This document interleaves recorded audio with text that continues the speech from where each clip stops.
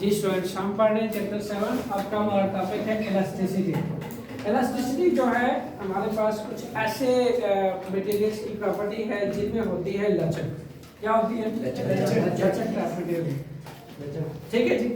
उनमें हम इलास्टिसिटी यानी एक जो है लचक सी प्रोड्यूस करते हैं ऑब्जेक्ट्स के अंदर कि जब हम उसको रिमूव करते हैं आफ्टर दैट तो ऑब्जेक्ट अपना original size shape volume retain कर लेता है, वापस हासिल कर लेता है। ऐसे मटेरियल इलास्टिक टाइप मटेरियल्स कहलाते हैं। ठीक।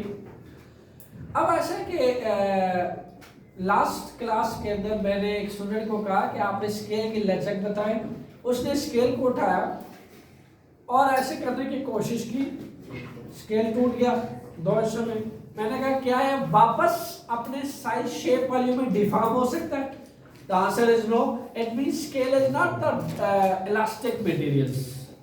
तो सबसे पहले तो हमें ये डिसाइड करना है कि इलास्टिक मटेरियल और नॉन इलास्टिक मटेरियल्स कौन से होते हैं। वो तमाम ऑब्जेक्ट्स इलास्टिक टाइप मटेरियल्स कहलाते हैं जो अपना original size shape volume retain कर लेते हैं जब हम उसमें एक्सटर्नल फोर्स रिमूव कर दें। जब हम एक्सटर्नल फोर्स को रिमूव करते हैं तो वो अपना original size shape volume retain कर लें, वो इलास्टिक टाइप मटेरियल कहलाते हैं। नॉन इलास्टिक टाइप मटेरियल्स क्या कहलाते हैं कि जब हम उन पे एक्सटर्नल फोर्स लगाएं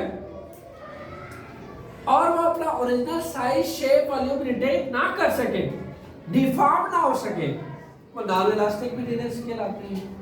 अब हम किसी ऑब्जेक्ट्स पे अगर फोर्स लगाते हैं इलास्टिक टाइप मटेरियल में, तो आपने ये जहन में रखना है कि उसकी किस किस चीज में चेंज आता है, शेप में, साइज में, वॉल्यूम में। उसका वॉल्यूम भी चेंज करता है, साइज भी चेंज करता है, बड़ा छोटा होता है। जैसे अगर आप अपने हाथ में रबड़ बैंड पकड़े, उसको यहां से फिक्स करके यहां से खींचे, अब आप देखोगे साइज में भी चेंज आया, शेप में भी चेंज आया, वॉल्यूम में भी चेंज आया।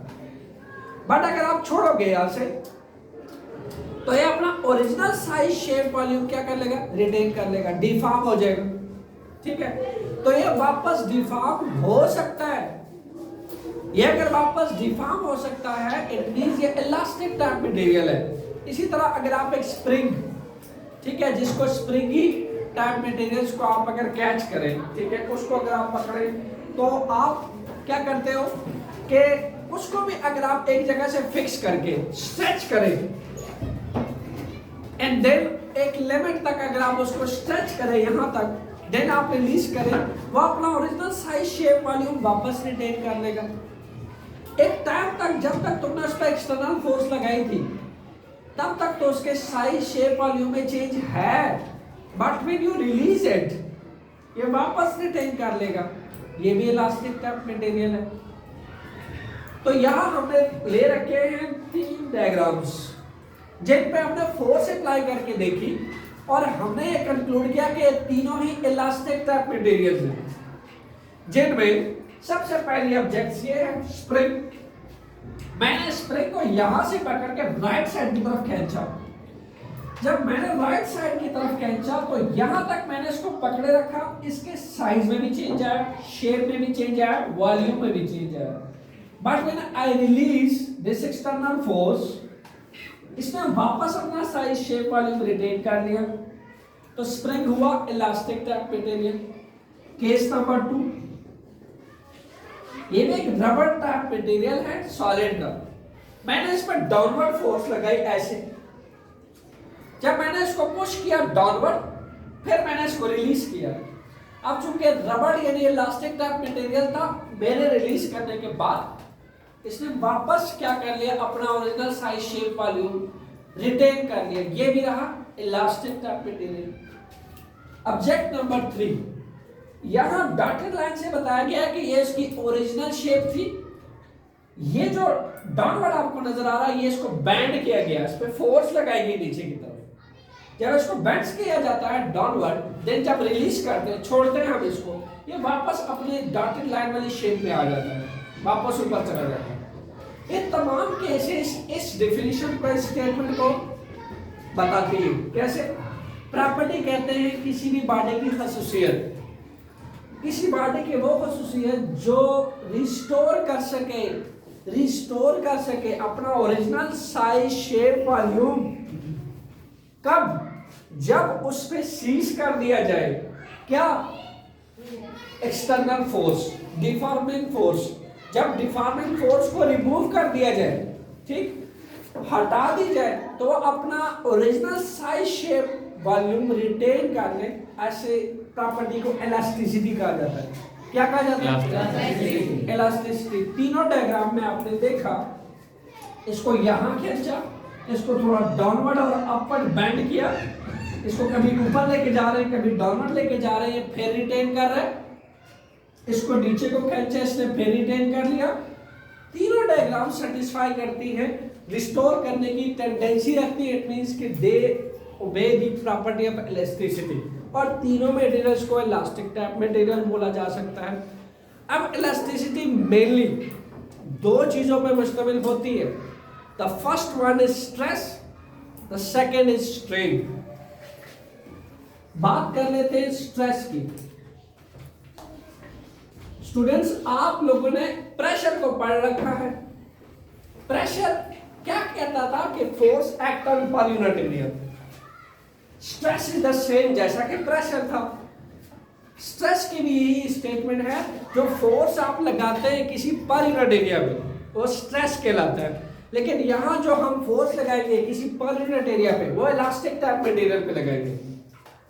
जैसा कि मुझे देखें, मैं स्ट्रेस प्रोड्यूस करने की कोशिश कर रहा हूं, यहां मेरे साथ रहे, स्प्रिंग है, राइट साइड में खींच रहा हूं, तो ये रहा मेरा पर यूनिट एरिया। फोर्स किस जानिब लग रही है? राइट साइड पे। इस पर यूनिट एरिया पे फोर्स लग रही है। So what I am applying stress on that spring. ठीक, स्ट्रेस अप्लाई हो रहा है। इसको देखिए, ये जो इसका पर यूनिट एरिया है, पहले इसको ऊपर खींचा, फिर नीचे लेके आया।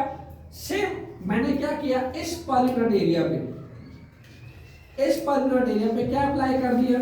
फोर्स। तो फोर्स पर unit area is what? This is actually stress. This is actually stress. Same, ये आपके पास ऑब्जेक्ट का ओरिजिनल शेप वॉल्यूम था, मैंने फोर्स अप्लाई किया, ऐसे पकड़ा, नीचे को ले आया, तो ये जो जहां मेरे हाथ की शेप है, इस एरिया को ग्रिप दिया मैंने, ये मेरा एरिया है, तो जो मैंने नीचे को खींचा ये मेरी फोर्स थी। तो force act on per unit area, force act on per unit area. This is the area, this is the force. In that case this is the area and this is the force. तो आई am applying stress. तो stress apply कर देने से क्या होता है भाई? Stress apply कर देने से इलास्टिक टाइप मटेरियल में स्ट्रेन प्रोड्यूस होता है। क्या प्रोड्यूस होता है? स्ट्रेन। अब ये स्ट्रेन क्या है? इंतहाई आसान। स्ट्रेन है मेरे पास रेशो। किस चीज का रेशो? जो इन इलास्टिक टाइप मटेरियल की ओरिजिनल लेंथ थी, ये ओरिजिनल लेंथ है, और मेरे इसको राइट साइड में खींचने के बाद जो लेंथ में चेंज आया है, गौर से सुनिए पॉइंट प्लीज। यहां देखिए, ये इसकी ओरिजिनल लेंथ है यहां से यहां तक। जब मैंने इसको खींचा यहां लाया, तो लाजमी सी बात है यहां से यहां तक इस स्प्रिंग की कौन सी होगी? New length. अब इस न्यू लेंथ और ओरिजिनल लेंथ में जो चेंज आएगा, that will call del L. Del जो बताता है हमें डिफरेंस बताता है। क्या बताता है? डिफरेंस किसके बीच में? ओरिजिनल लेंथ और जो खींच के मैं यहां तक लाया, new length. New length minus original length, that will tell us difference in length. जो न्यू लेंथ होगी इसकी और जो पुरानी यानी ओरिजिनल लेंथ होगी, उससे इसको माइनस कर दिया जाए तो मेरे पास आ जाता है। तो डेल एल बराबर होता है ओरिजिनल लेंथ माइनस एल, जो न्यू लेंथ है ये आपके पास। तो ओरिजिनल लेंथ से न्यू लेंथ जो है वो आपके पास जो निकाल दी जाए तो हमारे पास डेल एल आ जाता है। क्लियर? सिमिलरली जब आपने इसको स्ट्रेच किया नीचे की तरफ, इसको आपने ऊपर और नीचे को स्ट्रेच किया, तमाम के del L divided by L, ये कहलाती है strain. Change in length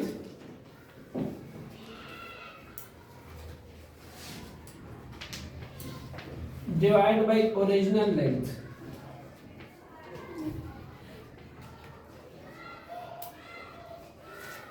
understood सी बात है कि जब तुम्हारे पास कोई स्प्रिंग अपने ओरिजिनल कंडीशन में होता है तो इसका जो तुम्हारे पास ओरिजिनल लेंथ होता है, ठीक, तुम्हारे पास ओरिजिनल लेंथ होता है, बट तुम जब किसी न्यू लेंथ पे उसको लेके जाते हो, दैट इज एल, ये इसका ओरिजिनल लेंथ है, दैट इज एल, तो L minus L O, what is that is difference in length.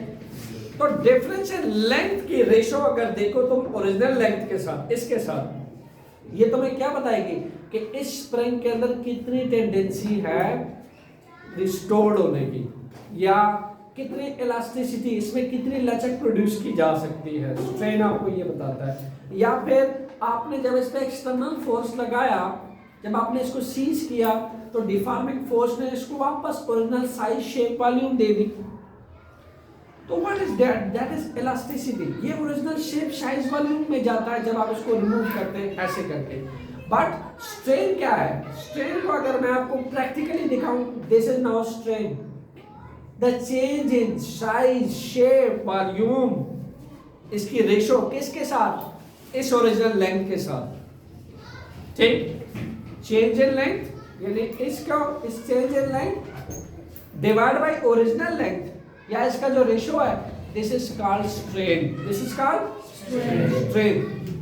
और स्ट्रेस क्या है, ये मेरे हाथों को देखें, दिस इज द एरिया, इस एरिया पे क्या लगा रहा हूं, force, what I am applying stress on that spring, तो stress is what, force act on per unit area. Stress and strain की समझ आ गई।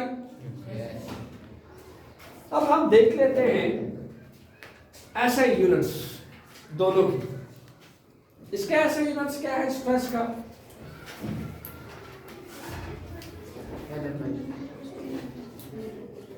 अगर देखा जाए तो तुम्हारे पास फोर्स एक्ट करती है पर यूनिट एरिया पे, फोर्स का यूनिट है न्यूटन, एरिया का यूनिट है मीटर स्क्वायर। तो भाई हम तो यूनिट निकालते हैं सीधा सीधा फार्मूला से, आप भी निकाल लें, इसको हम मेजर करते हैं न्यूटन में, इसको हम मेजर करते हैं मीटर स्क्वायर में, तो हमारे पास आ जाएगा nm-2। क्लियर। सिमिलरली अगर हम स्ट्रेन का यूनिट देखना चाहते हैं तो ये तो है जी del L by L, del L change in length by original length. अब लेंथ के यूनिट भी मीटर है, चेंज इन लेंथ के यूनिट भी मीटर है और लेंथ के यूनिट में मीटर है, तो मीटर मीटर आपस में क्या हुआ, कैंसल, तो कोई यूनिट नहीं, स्ट्रेट है दो यूनिट, नो यूनिट, बिकॉज ये कैंसल हो जाता है आपस में। तो ये था आपके पास इलास्टिसिटी, जिसमें आपने पढ़ा elastic type material, non elastic type material, stress and strain. Stress force act on per unit area, F by A newton metre square इसका ऐसा यूनिट है, और strain the ratio of change in length to the original length is known as strain. Clear, जिसको आपने देखा कि जितना आप उसमें चेंज प्रोड्यूस करते हो डिवाइड बाय जो उसका ओरिजिनल शेप साइज वॉल्यूम था, उसका रेशियो आपके पास स्ट्रेन कहलाता है। ठीक है, नेक्स्ट टॉपिक जो है हमारा होगा दैट इज हुक्स लॉ। तब तक के लिए ख्याल रखिए, खुश रहिए, अल्लाह हाफिज़।